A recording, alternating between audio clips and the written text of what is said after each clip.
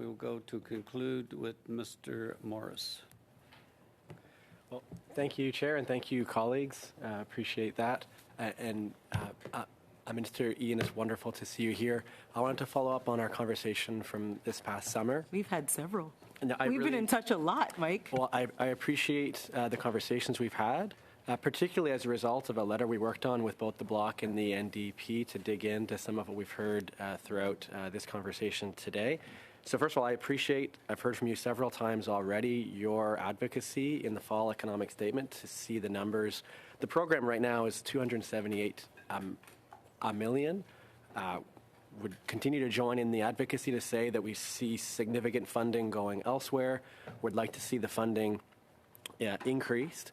I recognize you're in the midst of that advocacy already, so I'd like to focus my question more on the 70,000 jobs, because behind that number is, in my community at least, many employers that received only 8 weeks as opposed to 16 weeks.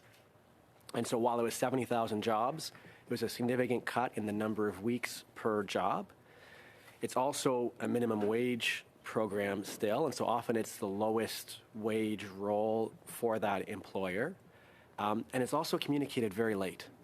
And so a lot of these employers are having a difficult time learning in mid-April about how to resource their own. I'll give you an example. Red Raccoon Bike Rescue in my community, a bunch of volunteers who are fixing bikes.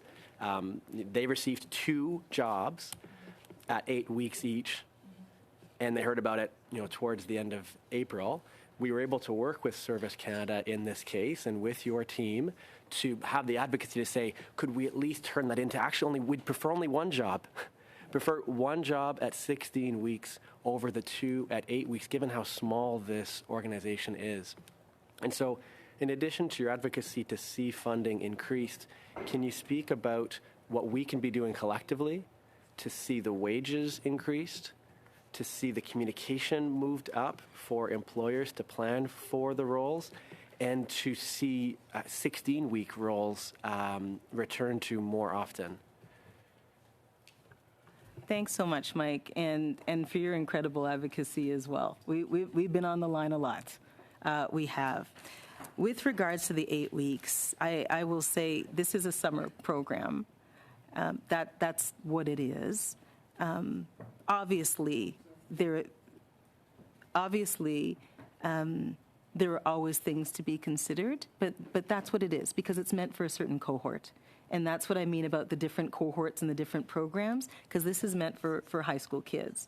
With regards to employers and late notice, it was one of the things that we heard from MPs, and we changed. So the call out for proposals, the call out for employers starts in November. It starts in a month and will go till January. And because we heard, listen, things are too late, we need to know earlier. So November is now the time. So in a month from now, that'll be happening. The notification to the employer, though, remains to be, I think, April 19th or so this year was the date. So I'd encourage anything that can be done. I know Service Canada is working hard. Anything that could be done to move the entire window earlier for applications to open earlier, and then the notifications, if they could be made in February or March and have employers be ready to act, that if a post-secondary student, for example, who would like to start on May 1st, if we could see more of those opportunities made available with more notice. Certainly I can speak for employers in Kitchener-Surrey, and I know you've received some letters from them.